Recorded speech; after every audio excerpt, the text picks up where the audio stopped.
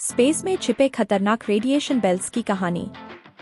Imagine करो, आपके सिर के ऊपर ट्रिलियंस ऑफ छोटे छोटे चार्ज्ड पार्टिकल्स, प्रोटॉन्स और इलेक्ट्रॉन्स बहुत तेजी से घूम रहे हैं।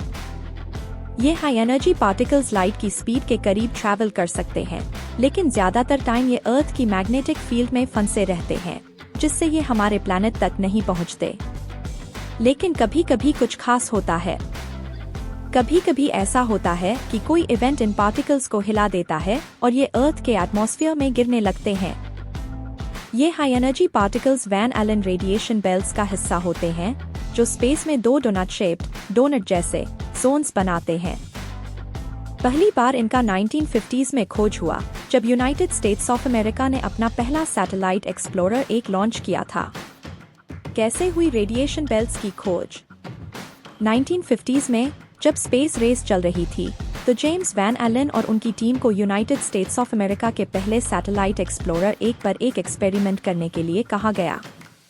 उन्होंने सोचा कि उन्हें कॉस्मिक रेडिएशन, जो सूरज या दूसरे गैलेक्सीज से आती है, मेजर करनी है। लेकिन जब एक्सप्लोरर 1 लॉन्च हुआ, तो इंस्ट्रूमेंट में उम्मीद से बहुत ज्यादा रेडिएशन दिखा।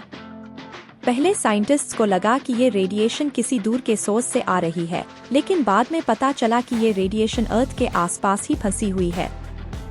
इससे पता चला कि अर्थ के चारों ओर 2 बड़े रेडिएशन बेल्ट्स हैं, जिन्हें वैन एलन रेडिएशन बेल्ट्स कहा गया। इनर और आउटर रेडिएशन बेल्ट में क्या फर्क है? इनर रेडिएशन बेल्ट लगभग 1000 किलोमीटर की ऊंचाई पर ये इलेक्ट्रॉन्स और हाई एनर्जी प्रोटॉन्स से बना होता है और रिलेटिवली स्टेबल स्थिर रहता है। आउटर रेडिएशन बेल्ट लगभग 3 गुना दूर, इसमें हाई एनर्जी इलेक्ट्रॉन्स होते हैं और यह सोलर एक्टिविटी के कारण बहुत डायनामिक, बदलने वाला होता है। यह डिस्कवरी सिर्फ स्पेस रेस की एक एक्साइटिंग कहानी नहीं है, बल्कि यह भी दिखाता है कि कई साइंटिफिक खोजें संयोग से होती हैं। नई खोज लाइटनिंग का रेडिएशन बेल्ट से कनेक्शन। अब आते हैं नए रिसर्च पर। टीम ने एक इंटरेस्टिंग डिस्कवरी की। लाइटनिंग से निकलने वाली इलेक्ट्रोमैग्नेटिक वेव्स रेडिएशन बेल्ट से इलेक्ट्रॉन्स को हिला सकती हैं। एक खास स्टडी की, जिसमें देखा कि कुछ इलेक्ट्रॉन्स जो इनर रेडिएशन बेल्ट में थे, वे अचानक बाहर आने लगे। डेटा एनालिसिस के दौरान हमने पाया कि कुछ इलेक्ट्रॉन्स इनर बेल्ट में भी पाए गए, जबकि पहले साइंटिस्ट्स को लगा था कि वहां ये मौजूद नहीं होते।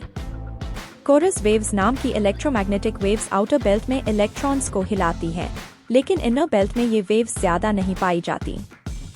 तो इलेक्ट्रॉन्स वहां से बाहर क्यों आ रहे हैं? क्या यह स्पेस ट्रैवल के लिए खतरनाक हो सकता है? बिल्कुल। जब एस्ट्रोनॉट्स या सैटेलाइट्स इस रीजन से गुजरते हैं, तो ये हाई एनर्जी पार्टिकल्स उनके लिए खतरनाक हो सकते हैं। स्पेसक्राफ्ट्स को डैमेज कर सकते हैं।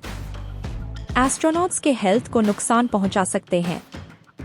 इसलिए साइंटिस्ट्स को यह पता होना जरूरी है कि कब और कहां ये डेंजरस पार्टिकल्स मौजूद होते हैं, ताकि स्पेसक्राफ्ट्स को सही से डिजाइन किया जा सके। तो अगली बार जब कोई आपसे पूछे कि स्पेस में सबसे खतरनाक चीज क्या है, तो आप कह सकते हैं वैन एलन रेडिएशन बेल्ट्स।